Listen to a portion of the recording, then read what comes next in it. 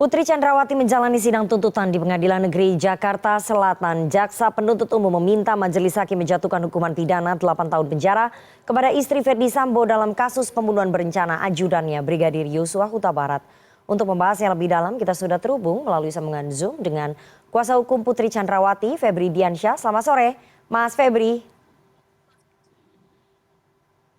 Selamat sore. Selamat sore, Nana. Oke. Selamat sore semua. Dan kuasa hukum keluarga Yosua, Martin Lukasi Manjuntak. Selamat sore, Bang Martin. Selamat sore, Mbak Rifana. Serta pakar hukum pidana Untar, Heri Firmansyah. Selamat sore, Mas Heri. Selamat sore, Mbak. Oke, saya mau ke Bang Febri terlebih dahulu. Bang Febri, bagaimana kemudian kuasa hukum merespon tuntutan jaksa yang meminta majelis hakim menjatuhkan pidana 8 tahun penjara pada Putri Chandrawati?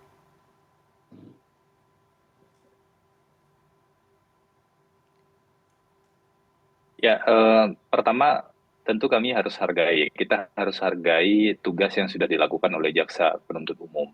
Meskipun memang dari tuntutan yang kami simak tadi dan rangkaian fakta persidangan yang kita simak bersama-sama, begitu banyak catatan yang menurut kami itu adalah sebuah persoalan dari tuntutan jaksa penuntut umum. Kami mencatat, mengidentifikasi setidaknya ya dalam waktu yang terbatas ini, setelah pembacaan tuntutan, setidaknya ada 15 tuduhan terhadap Bu Putri Chandrawati yang didasarkan pada asumsi atau bahkan bisa disebut sebagiannya adalah karangan karena memang tidak pernah muncul dalam fakta persidangan. Ia hanya muncul dan kemudian disebut seolah-olah terjadi, atau dalam bahasa lain disebut petunjuk, atau dalam bahasa lain mengisyaratkan sesuatu terjadi. Tapi yang jadi masalah adalah poin-poin tersebut kemudian digunakan untuk membuktikan seolah-olah perencanaan pembunuhan itu terbukti. Yang sangat kami sayangkan sebenarnya, kami jaksa penuntut umum ataupun sebagai penasihat hukum, apalagi majelis hakim, yang lihat itu ada bukti yang muncul di persidangan. Contoh sederhana, saya ingin kasih contoh Magelang. Di tuntutan tadi dikatakan bahwa Putri seolah-olah memerintahkan untuk mengamankan senjata, padahal tidak ada satupun bukti yang menunjukkan ada perintah atau permintaan Putri pada Ricky untuk mengamankan senjata. Larangan dari mana hal itu? Tapi kenapa itu digunakan untuk membuktikan seolah-olah ada perencanaan? Nah ini memang yang jadi persoalan. Gitu. Oke. Jadi menurut kuasa hukum dari Putri Chandrawati ada 15 poin di tuntutan jaksa yang berdasarkan pada asumsi dan karangan tanpa bukti valid ya. Saya mau ke Bang Martin sebagai kuasa hukum dari keluarga Yosua. Menurut keluarga adil tidak ini tuntutan jaksa meminta majelis hakim menjatuhkan pidana 8 tahun kepada Putri Chandrawati? Ya, terima kasih Mbak Rifana. Yang pertama ya, mengenai tuntutan atas perbuatan. Saya pikir apa yang dituntut oleh jaksa penuntut umum ya bahwa terdakwa Putri Chandrawati ya terbukti sah dan meyakinkan melakukan perbuatan yang secara bersama-sama melakukan perencanaan pembunuhan dengan sengaja kepada anak dari klien kami ya. Itu sebenarnya uraian peristiwanya sangat jelas ya dan didasarkan dengan bukti-bukti yang sahih ya dan dengan minimal 2 alat bukti. Jadi kalau ada yang mengatakan bahwa tidak berdasar, asumsi, karangan belaka, ini saya pikir tuduhan serius. Dan seharusnya jaksa ini tergerak hatinya ya untuk melakukan pembelaan bahwa pekerjaan mereka itu bukan pekerjaan yang main-main gitu ya. Nah, mengenai hal tersebut kami sepakat. Namun ada beberapa hal ya, khususnya terhadap tuntutan pidana ya, ataupun tuntutan hukuman terhadap Putri Chandrawati, yang menurut kami ya, yang hanya 8 tahun penjara ini sangat tidak mencerminkan rasa keadilan bagi keluarga korban.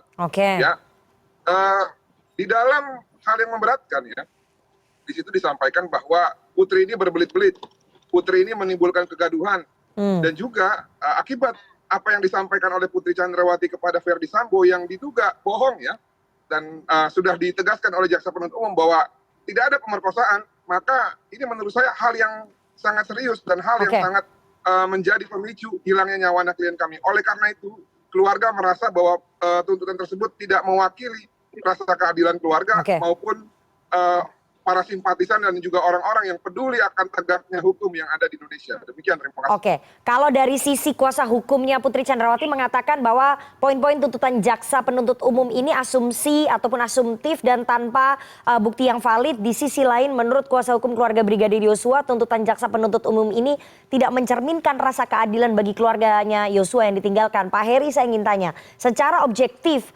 bagaimana kemudian Anda menilai materi tuntutan kepada Putri Chandrawati ini? Ya, gini ya Mbak ya, bahwa dalam hal ini kan yang perlu kita tegaskan, jaksa tetap pada keyakinannya di dakwaan dan juga ini dibuktikan di surat tuntutan bahwa semua terdakwa itu punya peran kesalahan sehingga perlu dipertanggungjawabkan secara pidana. Dan pasalnya tidak lagi mengarah ke 338 KUHP tapi sudah mengkerucut pada 340 KUHP. Dan itu berlaku ke semua terdakwa, termasuk Eliezer, Sambo, Kuat Ma'ruf dan Ricky Rizal. Itu ya. Kemudian juga mengapa hal ini menjadi banyak tanda tanya? Karena banyak bukti yang dihilangkan. Nah ini salah siapa? Apakah salah Eliezer? Eliezer hanya menembak saja. Nah ini harus juga dikaitkan peran-peran yang tadi, sehingga kita bisa menilainya secara fair. Kemudian tadi dikatakan bahwa ini hanya berdasarkan asumsi misalnya. Loh, kalau kita bicara hukum kan presumption of innocence, presumption of guilt, itu asas praduga semua memang. Tapi kalaupun harus dikatakan ini mendasarkan fakta, nah itu yang harus jadi pekerjaan rumah bagi masing-masing untuk membantah dan lain sebagainya. Tapi dasarnya itu semua memang asumsi, karena setiap orang yang melakukan pembelaan, baik jaksa penuntut umum untuk kepentingan korban dan juga penasihat hukum, bahkan hakim itu nggak ada di tempat kejadian perkara, Mbak, pada saat terjadinya tindak pidana tersebut. Sehingga pakai asumsi itu dia memang dengan rangkaian peristiwa yang dia miliki. Dan kemudian terkait dengan petunjuk tadi, petunjuk juga keterangan petunjuk ini masuk alat bukti yang sah, bahkan itu nggak bisa dibantah. Di pasal 84 KUHP ada keterangan petunjuk di sana yang dia memang tidak bisa berdiri sendiri. Dia harus berdasarkan keterangan saksi, terdakwa, dan surat kalau saya tidak salah kan di 188 KUHP-nya bicara. Jadi apakah petunjuk itu salah? Tunggu dulu, gitu ya. Karena kalau melihat dari keterangan alat bukti itu masuk dalam alat bukti yang sah. Nah, bagaimana membantahnya silahkan nanti dibantah di kalau kuasa hukum berarti harus di pledoi kan, nanti ada replik, duplik sampai pada putusan. Dan kemudian terakhir dikatakan misalnya dia katakan dia nggak tahu apa-apa dan lain sebagainya. Ini yang menurut saya jadi poin penting. Mengapa kemudian kasus ini jadi panjang kali lebar begitu kan, harus menghadirkan puluhan saksi, ahli, karena ada yang tidak melakukan keterbukaan di sana. Dan saya yakin dan percaya dalam pembuktian ini banyak yang sudah mengetahui masing-masing, baik jaksa penuntut umum maupun penasihat hukum. Tinggal bagaimana menyatakan itu dengan sebaik-baiknya. Kita menghormati semua profesi, ya, baik penasihat hukum dan juga dalam melakukan tugasnya. Karena saya juga selain dosen, saya juga mengerti bagaimana melakukan pembelaan. Tapi setidak-tidaknya kita menyampaikan hal yang tepat juga. Gitu. Oke, tapi Pak Heri kalau misalnya dilihat secara keseluruhan berarti memang jaksa penuntut umum ini yakin betul ya bahwa Putri Chandrawati turut serta dalam perencanaan pembunuhan terhadap Yosua ya? Kita menjawabnya dengan rangkaian peristiwa yang dibacakan di surat tuntutan ya. Karena kita bicara secara keyakinannya. Orang boleh punya keyakinan berbeda-beda. Saya mendasarkan pada keyakinan dari surat tuntutan saja. Dan apa yang disampaikan jaksa itu menurut saya semua sudah clean and clear dari peristiwa per peristiwa. Bahkan kalau di sidang sebelumnya kita baca juga ada kaitkan dengan obstruction of justice, peran di Magelang. Dan itu juga di fakta persidangan kan selalu dipertanyakan. Tugas Anda itu sebenarnya di Magelang atau di Duren 3 atau di Sangguling. Kemudian Anda ngapain aja? Ini kan baru terjawab setelah proses pembuktian selesai semua. Mengapa pertanyaan muncul gitu? Oke, saya mau ke Bang Febri lagi. Bang Febri, dalam poin tuntutan jaksa tadi disebut bahwa tuduhan pemerkosaan yang dilakukan Yosua kepada klien Anda, Putri Chandrawati, tidak cukup alat bukti karena tidak ada saksi mata yang melihat peristiwa itu. Ini bagaimana kemudian kuasa hukum menanggapinya? Karena selama ini sepanjang persidangan Anda dan juga kuasa hukum serta klien Anda berusaha sekali membuktikan bahwa memang ada pemerkosaan ataupun pelecehan seksual terhadap Putri. Pertama yang kami buktikan itu adalah seluruh rangkaian peristiwa. Kenapa? Karena kami berharap kita melihat kebenaran yang lengkap, jadi tidak sepenggal-penggal. Karena kita tahu di dakwaan ada penggalan-penggalan atau fakta-fakta yang dihilangkan. Itu poin pertama. Yang kedua, kalau ada pihak-pihak yang berpendapat bahwa misalnya pemerkosaan atau kekerasan seksual itu membutuhkan bukti pihak lain yang melihat langsung, maka hal itu adalah kekeliruan yang paling mendasar. Karena justru kalau kita ingat di tahun 2022 ada undang-undang tentang tindak pidana kekerasan seksual, undang-undang tersebut justru muncul karena ada persoalan dalam pembuktian kekerasan seksual yang kejahatannya bersifat private, terjadi di ruang-ruang private, terjadi di tempat-tempat tertutup, sehingga ada terobosan hukum acara yang berlaku khusus sebenarnya kalau kita diskusi tentang atau bicara tentang kekerasan seksual. Misalnya, kalau tidak ada visum, maka ada bukti lain yang bisa digunakan. Apa bukti lain yang bisa digunakan? Hasil pemeriksaan psikologi forensik. Dan kalau kita mengacu pada KUHAP, ada 5 alat bukti sebenarnya. Nah, kami sudah mengidentifikasi dari fakta sidang, justru ada 4 alat bukti yang mengkonfirmasi adanya dugaan kekerasan seksual yang terjadi di Magelang tanggal 7. Mulai dari keterangan Bu Putri tentu saja, kemudian psikolog forensik sebagai ahli yang dihadirkan jaksa pada saat itu menyampaikan bahwa keterangan yang disampaikan oleh Bu Putri itu layak dipercaya dan memenuhi standar 7 keterangan yang kredibel. Itu ahli psikolog yang mengatakan, dan bukan 1 orang. Nah, ada 12 orang dalam tim tersebut yang diminta oleh penyidik pada saat itu, mulai dari Polda sampai dengan Mabes Polri, untuk melakukan assessment terhadap semua tersangka dan beberapa orang saksi. Kemudian ada bukti surat, itu diakui di hukum acara pidana kita, hasil pemeriksaan psikologi forensik. Kemudian ada bukti saksi-saksi yang melihat pasca kejadian, yaitu Susi dan Kuat yang melihat Bu Putri dalam keadaan setengah pingsan atau lemas di luar kamar setelah peristiwa kekerasan seksual itu terjadi.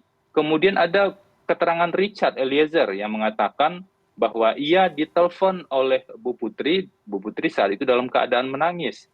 Kemudian ada beberapa keterangan di awal pemeriksaan yang mengatakan bahwa memang ada kejadian di Magelang tersebut. Nah, pertanyaannya, bagaimana mungkin jaksa penuntut umum mengambil sebagian keterangan ahli yang menguntungkan dari 1 orang ahli yang dihadirkan, tapi membuang sebagian besar yang justru sangat kontekstual dengan pembuktian adanya dugaan kekerasan seksual di Magelang. Nah, itu tentu nanti akan kami tuangkan secara lebih lengkap dalam nota pembelaan. Nanti kami menghargai saja ada perbedaan cara pandang dari jaksa dan kuasa hukum, karena memang begitulah proses hukum kita bekerja. Nanti hakim yang akan menilai, dan ada 3 tingkat pemeriksaan sebenarnya di pengadilan yang bisa dilakukan. Oke, baik. Itu klaim dari kuasa hukum ya, Bang Martin. Kalau tadi dari kuasa hukumnya Putri Chandrawati mengatakan sebetulnya soal pelecehan seksual sudah ada 4 alat bukti yang membuktikan ada pelecehan seksual ataupun pemerkosaan yang dilakukan oleh almarhum Yosua kepada Putri Chandrawati. Tapi di sisi lain dalam surat tuntutan jaksa disebutkan bahwa tidak ada pelecehan seksual, tapi yang ada adalah perselingkuhan yang dilakukan oleh almarhum Yosua dengan Putri Chandrawati. Kuasa hukum keluarga bagaimana menanggapinya ini? Jadi gini ya, rekan Febri ya, kalau baca Undang-Undang TPKS itu tolong baca sampai habis. Baca pasal 31 ayat 1, apabila ada peristiwa kekerasan seksual, korban atau pendampingnya wajib segera melaporkan kepada kepolisian. Sudah dilakukan belum? Belum. Karena laporannya sudah di SP3 tapi tidak dilaporkan lagi, ya. Berarti Undang-Undang TPKS itu tidak berlaku untuk klien Anda. Klien Anda duduk di kursi pesakitan sebagai terdakwa, ya. Jadi mainkanlah kitab Undang-Undang Hukum Acara Pidana itu. Nah, lalu yang kedua, rekan Febri ini mengatakan misalkan tidak ada visum ya. Misalkan, enak sekali ngomongnya misalkan. Tahu nggak apa penilaian dari ahli kriminolog Bapak Muhammad Mustafa? Ferdi Sambo dan Putri itu memiliki kesempatan yang seluas-luasnya dan fasilitas dan juga privilege yang selebar-lebarnya untuk melakukan visum. Kenapa tidak dilakukan visum? Karena memang peristiwanya tidak ada, rekan Febri, sehingga kalau di visum apa yang mau dilihat, ya, gitu ya. Lalu kekerasan seksual itu delik material, rekan Febri, harus ada dampaknya terhadap sesuatu objek, ataupun kalau dalam hal ini dibilang diperkosa, maka ada luka di dalam alat kelaminnya, ya. Lalu tadi yang mengenai alat bukti segala macam, preketek lah rekan Febri, nggak ada, itu cuma asumsi Anda. Kalau Anda bilang karangan dan asumsi dakwaan dan tuntutan jaksa, menurut saya konsep pembelaan Anda itu yang asumsi dan karangan, ya. Oke, jadi tapi Bang Martin, hati-hati rekan Febri, kami hanya tinggal menunggu mandat ya dari pemberi kuasa kami. Kalau mereka merasa bahwa hal ini perlu dipertanggungjawabkan secara hukum, kami tidak akan segan-segan untuk menempuh jalur hukum terhadap tuduhan-tuduhan yang serius ini. Demikian, terima kasih. Di sisi lain memang kuasa hukumnya Putri Chandrawati mengatakan bahwa ada 4 alat bukti soal pelecehan seksual. Tapi dalam kesimpulannya, dalam poin tuntutannya, jaksa ini melihat bahwa bukan pelecehan seksual tapi perselingkuhan. Berarti memang ada tambahan sedikit, Nana. Oh, entar dulu, kasih Jadi yang lain dulu, jangan kebiasaan begitu. mungkin saya bisa tambahkan sedikit. Nggak bisa. Ada satu keterangan dari Komnas HAM, kalau kita ingat. Tolong kita teratur, jangan rekan Anda si rasa malah ya. Bapak-bapak, satu-satu, oke. Nanti saya beri kesempatan ke Bang Febri. Saya teruskan dulu ke Bang Martin. Bang Martin, tapi ada tindakan perselingkuhan. Kalau menurut jaksa penuntut umum, ini menurut poin jaksa penuntut umum ya, bukan pelecehan seksual tapi perselingkuhan antara almarhum Yosua dengan Ibu Putri Chandrawati. Itu diakui oleh keluarga. Kan gini. Jadi begini loh Mbak Rifana, ini kan akhirnya siapa yang menabur angin dia menuai badai ya. Siapa yang mendalilkan ini gitu loh, ada pemerkosaan, ada kekerasan seksual ya, sehingga akhirnya jaksa itu membuat kesimpulan yang merugikan kedua-duanya, baik terdakwa maupun korban. Ya. Dengan membuat hasil poligraf segala macam. Kalau keluarga Mbak Rifana, mohon maaf ya, kami menolak.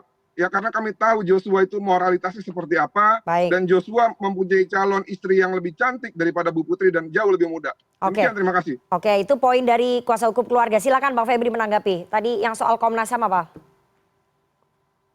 Ya, jadi rangkaian peristiwa di proses persidangan ini kan memang tidak bisa dipisahkan dari peristiwa sebelumnya ya di proses penyidikan. Kita ingat betul dan masih ada catatannya sebenarnya di website Komnas HAM, siaran pers hasil pemeriksaan atau hasil investigasi Komnas HAM. Di sana disebutkan, bukan hanya ada dugaan, kalau bahasa saya tadi ya, dugaan kekerasan seksual. Komnas HAM menulisnya seperti apa? Dugaan kuat terjadinya kekerasan seksual. Nah, kalau kita bicara soal dugaan kuat, artinya tentu itu tidak lahir hanya dari asumsi atau karangan-karangan saja. Nah, Komnas HAM juga sudah menjelaskan apa-apa saja bukti yang mereka dapatkan dan mereka sampaikan kepada pihak Polri. Jadi, kalau dikatakan tentang kekerasan seksual ini sebagai apa istilahnya tadi, imajinasi atau yang lain-lain, justru sebagai praktisi hukum kami mengajak untuk melihat kembali bukti-bukti yang muncul di proses persidangan. Kalaupun Undang-Undang TPKS tidak digunakan, paradigma berpikir di 5 alat bukti di Kitab Undang-Undang Hukum Acara Pidana sebenarnya bisa diterapkan di sini. Karena justru ahli dari jaksalah yang mengkonfirmasi dan mengatakan bahwa keterangan Bu Putri Chandrawati itu layak dipercaya. Jadi bukan kami yang mengatakan itu, bukan ahli yang kami ajukan yang mengatakan itu, ahli yang diajukan oleh jaksa. Nah, yang jadi aneh adalah jaksa di tuntutan mengambil sebagian, tapi sebagian lain tidak diambil. Itu satu. Soal kekerasan seksual kami paham ini kasusnya adalah kasus dugaan pembunuhan. Tapi kalau kita bicara tentang pentingnya melihat motif, pentingnya membuktikan unsur dengan sengaja yang di bawahnya ada turunan motif menurut para ahli, maka tentu harus dilihat. Nggak masuk akal kalau ada orang tiba-tiba emosi tanpa alasan yang jelas. Itu yang menurut kami jadi catatan dari tuntutan jaksa tadi salah satunya. Oke, tambahkan sedikit Bang Martin. Saya mau ke Pak Heri setelah ini untuk menganalisa. Sebentar. Sedikit. 15 detik aja untuk membantahnya. Oke, silakan. Selama ini kan rekan Febri dan kawan-kawan selalu mengandalkan ahli apsipor 12 orang. Yang maju cuma satu ya berarti satu keahlian rekan Febri. Nah yang kedua, Bu Reni ini sudah menjadi ahli Bu PC semenjak Bu PC melaporkan peristiwa pidana yang sudah di SP3 di Polres Jakarta Selatan. Nah, apakah kita bisa mempercayai subjektivitas yang bersangkutan? Kalau saya sih enggak. Nah, akhirnya apabila jaksa tidak mempertimbangkan keahlian ataupun pendapat ahli Bu Reni yang dianggap tidak benar, ya itu hak mereka, orang mereka yang menghadirkan kok. Memang harus ditelan semua. Nah, saya pun juga yakin ya hakim pun tidak akan percaya ada kekerasan seksual dalam perkara ini ya. Demikian, terima kasih. Oke, itu klaim masing-masing pihak, baik dari keluarga almarhum dan juga kuasa hukum Putri Candrawati. Pak Heri, kalau melihat ya, tadi pembacaan surat tuntutan memang tidak disebutkan bahwa ada motif perselingkuhan, tapi di surat tuntutan Kuatmaruf dan juga Riki Rizal itu disebutkan bahwa ada motif perselingkuhan di situ antara Putri Candrawati dengan almarhum Yosua yang ditolak oleh keluarga almarhum dan ditolak juga oleh kuasa hukum Putri Candrawati karena menganggap itu adanya pelecehan seksual ataupun pemerkosaan.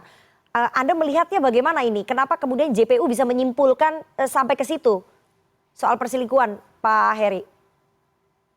Sebelumnya saya ingin bicara begini Mbak, bahwa motif ini ketika ada yang membunyikan berarti punya kepentingan kan. Nah sekarang mari kita pahami bersama motif ini. Kalau kita lihat di 340 KUHP ada istilahnya bestandel delik gitu ya. Dan dalam konteks ini ya jaksa penuntut umum menurut saya yang saya pelajari, yang saya pahami dalam hukum pidana tidak punya kewajiban membuktikan itu. Kita bicara kewajiban ya. Tapi dalam konteks yang lain ini pasti dipakai untuk meringankan. Nah, siapa yang punya kepentingan meringankan ini? Tentulah yang membela kepentingan terdakwa. Siapa itu? Ya pasti klien. Karena kalau kepentingan korban pastilah duduknya di samping jaksa penuntut umum kan begitu. Itu yang pertama. Dan yang kedua, terkait dengan bukti, saya pun tidak mau masuk ke daerah ya privat tadi ya. Mau apapun yang dikatakan dari awal sampai akhir berbeda-beda sampai ke surat tuntutan tadi. Tapi persoalan begini, kalaulah tadi untuk melakukan bukti katakanlah berat untuk visum misalnya ini ya, mengapa ketika ada proses dihentikannya perkara ya karena ada laporan yang harusnya itu membela kepentingan dari seseorang, kita nggak bicara hanya kasus ini, mengapa nggak dicoba untuk bukan ke proses yang lain. Dalam sistem peradilan pidana kita, Kitab Undang Hukum Acara Pidana Undang-Undang 8 1981, tepatnya di pasal 77 sampai 83 KUHP, itu mengatur terkait pra-peradilan. Salah satunya adalah sah tidak penangkapan, penahanan, penghentian penyidikan dan penuntutan.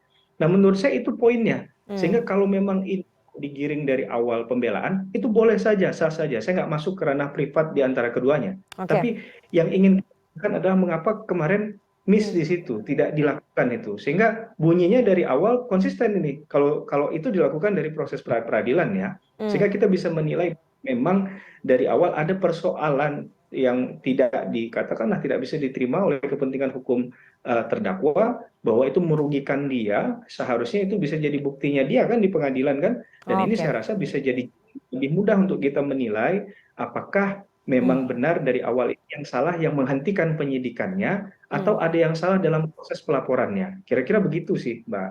Oke. Terakhir, karena waktu kita tidak banyak ya, Bang Febri, strateginya kuasa hukum bagaimana ini dalam penyusunan pledoi ataupun nota pembelaan? Sebelum terakhir ke rekan Febri, saya tambahin sedikit lagi ya. Ini bukti mutlak yang ini waktu kita udah nggak banyak, silakan. Sedikit, 5 detik. Verdi Sambo pun mengatakan ya kejadian di Magelang itu halusinasi berdasarkan BAP dari satu orang saksi dari Dipopram ya. Jadi kita simpulkan sendiri aja lah ya. Terima kasih. Silakan rekan Febri. Oke, Bang Febri silakan. Ya, tidak ada strategi khusus ya yang kami lakukan karena ini kan sudah tuntutan. Yang kami identifikasi adalah satu persatu bagian dari tuntutan jaksa tersebut. Kami meyakini seharusnya bahkan Bu Putri tidak duduk di kursi terdakwa karena memang perbuatan-perbuatan, kami semakin yakin setelah tuntutan dibacakan. Karena memang perbuatan-perbuatan yang dituduhkan oleh jaksa penuntut umum tersebut, setidaknya yang kami identifikasi tadi itu 15 poin itu didasarkan pada asumsi dan karangan yang memang tidak didasarkan pada bukti-bukti. Kita bisa melihat poin-poin tersebut secara terang benderang. Tadi saya baru kasih contoh satu.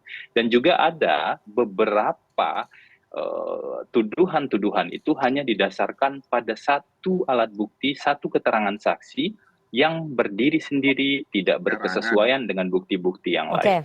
Nah, oleh karena itu, kami berharap tuntutan JPU kan sudah dibacakan. Kita hargai tuntutan JPU tersebut, meskipun tuntutan JPU itu tidak pasti benar ya, belum tentu benar. Karena itulah ada proses menjawab di nota pembelaan.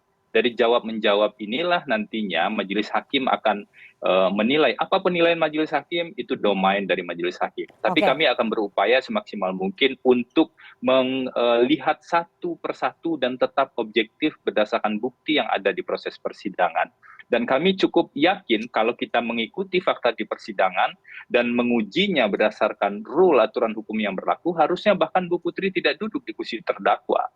Tertarik nanti. Kira-kira foto apa lagi yang bakal dijadikan barang bukti sama rekan kita ini nanti? Oke, Bang Martin, terakhir kita tetap kembali ke konteks perkara ya. Harapannya dari kuasa hukum keluarga Yosua, ujung kasus ini nanti setelah ini kan ada pledoi, kemudian replik duplik, dan terakhir adalah vonis majelis hakim. Ya, harapan keluarga ya, karena saya di sini mewakili keluarga ya. Walaupun tuntutan jaksa penuntut umum dalam hal ini meyakini ya, terbukti sah dan meyakinkan secara bersama-sama ya, pasal 340 itu pembunuhan berencana, namun tuntutan hukumannya ini sangat ringan dan tidak mewakili rasa keadilan bagi keluarga korban. Oleh karena itu saya yakin ini tidak bisa ditarik lagi, maka kami sepenuhnya berharap terhadap benteng terakhir peradilan dalam perkara ini, yaitu majelis hakim, untuk berani memvonis ultra petita di atas ataupun di luar dari tuntutan jaksa ya. Demikian, terima kasih. Oke, itu harapan dari keluarga almarhum ya, dari kuasa hukum keluarga almarhum. Pak Heri, apakah kemudian majelis hakim bisa mempertimbangkan keputusan ultra petita di atas tuntutan jaksa ini? Atau memang sudah pertimbangannya akan melihat tuntutan jaksa, Pak Heri? Singkat saja, waktu kita tidak banyak. Ya, bahwa hakim itu punya independensi, punya kemandirian ya. Kita bisa lihat itu di Undang 48 tahun 2009. Maka hakim itu punya keleluasaan apakah dia setuju atau tidak setuju terhadap tuntutan, apakah dia lebih dari tuntutan atau sama atau di bawah tuntutan. Itu ruang terbuka untuk melakukan itu. Karena lagi yang dikejar adalah kebenaran material, keadilan substantif. Bukan hanya bagi satu orang. Tapi tadi karena sudah dibawa keadilan bagi semua tadi ya, justice for all ini. Oke, terakhir sekali Pak Heri saya ingin tanya, apakah kemudian informasi, pengaruh opini publik akan mempengaruhi keputusan hakim nanti dalam menjatuhkan vonis? Iya, hakim sebagai manusia mungkin saja dia mendengarkan suara dari luar tadi, tapi tentunya yang kita berharap itu adalah naungan keadilan yang objektif ya, yang profesional ya, bukan karena tekanan publik. Itu yang kita harapkan, sehingga jangan diganggu-gugat lagi keputusannya. Tapi apakah publik tidak boleh bersuara? Boleh saja bersuara, itu hak konstitusional dilindungi oleh undang-undang. Itu yang pertama. Yang kedua, jangan-jangan suara publik ini juga mewakili suara akar rumput dari kebenaran dan keadilan itu sendiri. Tinggal diuji saja, tinggal keyakinan dari. Kalau boleh saya tambahkan sedikit. Memang sangat mewakili suara publik saat ini, memang Vox Populi, Vox Dei ya. Suara rakyat adalah suara Tuhan, dan ini sangat mewakili rasa keadilan yang seharusnya dibebankan dan dituntut secara maksimal kepada para pelaku kejahatan, para pelaku obstruction of justice, dan juga yang sudah membuat kegaduhan di tengah-tengah masyarakat. Baik. Bang Febri, saya kasih kesempatan sedikit saja. Waktu kita sudah habis. Ya, saya pikir kita semua setuju ya pelaku harus dihukum. Karena sudah ada yang meninggal dunia di sini, pelaku harus dihukum seadil-adilnya. Kita semua setuju dengan itu. Tapi orang yang tidak melakukan tidak adil juga kalau ia harus dihukum hanya karena tekanan dan persepsi yang belum tentu benar. Harapan kami ada di putusan Bu Putri ini, Bu Putri bisa menghirup udara bebas dan berkumpul kembali bersama keluarga, karena Bu Putri bukan pelaku bersama-sama, dan justru adalah korban dari dugaan kekerasan seksual dalam rangkaian perkara. Terima kasih. Oke, kita tunggu nanti juga ya kalau ada yang mati minta bebas. Oke, kita tunggu nanti bagaimana objektivitas majelis hakim dalam memutus perkara ini, dalam menjatuhkan vonis terhadap Putri Chandrawati dan juga terdakwa lainnya. Sekali lagi, semoga keputusan dari majelis hakim memberikan keadilan bagi semua, seperti tadi disampaikan oleh Pak Heri. Terima kasih sekali narasumber yang sudah bergabung pada sore hari ini. Ada kuasa hukum Putri Chandrawati, Febri Diansyah, kemudian kuasa hukum dari keluarga almarhum Yosua Huta Barat, Martin Lukasiman Jutak, dan terakhir pakar hukum pidana dari UNTAR, Mas Heri Firmansyah. Sehat selalu Mas Heri, Bang Febri, dan juga Bang Martin. Terima kasih Nana, Bang Martin, Mas Heri. Yuk, terima kasih. Rekan Febri, Bang Heri. Martin ya, izin ya.